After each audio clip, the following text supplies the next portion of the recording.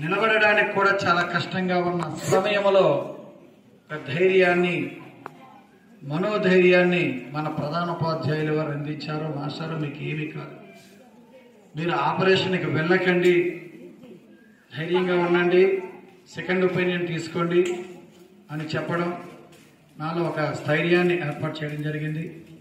తర్వాత నేను పాఠశాలకి మొట్టమొదటి రోజు రీఓపెనింగ్ రావడానికి ఇంట్లో నుంచి బయటకు అడుగు పెట్టిన సమయంలో నాకు అత్యంత ఆప్త మిత్రుడు, చాలా తక్కువ పరిచయం, నాకు ఎక్కువ కాలం పరిచయాలు చాలా మంది ఉన్నారు కానీ తక్కువ పరిచయం, అప్పటికి 1 సంవత్సరం కూడా అవ్వలేదు, మధుకుమార్ గారు ఇంటికి వచ్చి మరి నన్ను పాఠశాలకి 1 వారం రోజుల వరకు కూడా నేను కొంతవరకు నడిచే విధంగా కూడా ఇంటికి వచ్చి మళ్ళీ ఇంటికి దింపేవారు. తదుపరి వారి బండి మీద నడుస్తూ ఉండేవాడిని.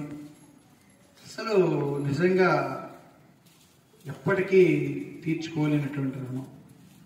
తర్వాత నాకు ప్రత్యేకంగా ఒక రూమును కూడా ప్రధానోపాధ్యాయుల వారు, ముఖ్యంగా మన మోహన్ గారు, మీరు పైకి వెళ్ళకండి సార్, కింద ఉండండి అని మోహన్ గారు ఒక ప్రత్యేకమైన యోగా రూమ్ని నాకు ఇవ్వడం, విద్యార్థులందరూ కూడా క్రమశిక్షణలో ప్రతి పీరియడ్కి కూడా తెలుగు పీరియడ్ అనేటప్పటికీ చక్కగా చేతులు కట్టుకుంటూ అల్లరి లేకుండా రూమ్కి వచ్చేసేవారు, మీరు రాకండి సార్ పైకని.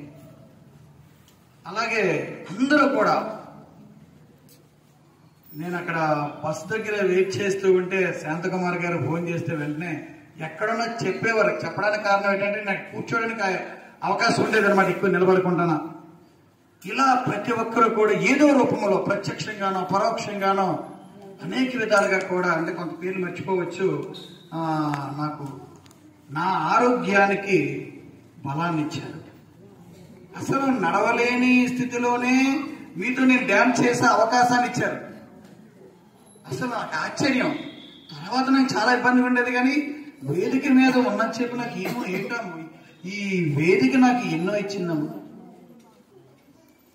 చక్కని నటన నేర్పింది, డాన్స్ నేర్పింది, మీతో అనుబంధాలు నేర్పింది. మరి వేషధారణలు ఇక్కడే ఇందులోనే అఖండ గడప వేశాను నేను. కృష్ణదేవరాయలు, తర్వాత భగత్ సింగ్, అల్లూరి సీతారామరాజు, కట్ట బ్రహ్మణ, బుడబుక్కల, పుష్ప, ఇలాంటి ఎన్నో పాత్రల్ని, అంటే నాకు నటుడిగా మలిచిన అద్భుతమైన వేదిక అండి. ఈ వేదిక శిరస్సు వచ్చి నేను నమస్కరిస్తున్నాను.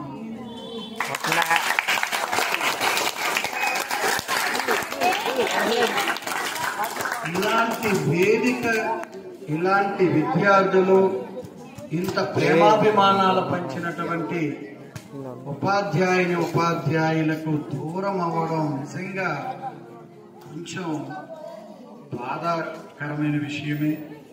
కానీ 8 సంవత్సరాలు తప్పనిసరి పరిస్థితి, వెళ్ళక తప్పలేదు, తప్పనిసరి పరిస్థితిలో వెళ్ళడం జరిగింది. మరి మీ అందరికీ కూడా నేను రుణపడి ఉన్నానని ఈ సభాముఖంగా కూడా నేను తెలియపరుస్తున్నాను.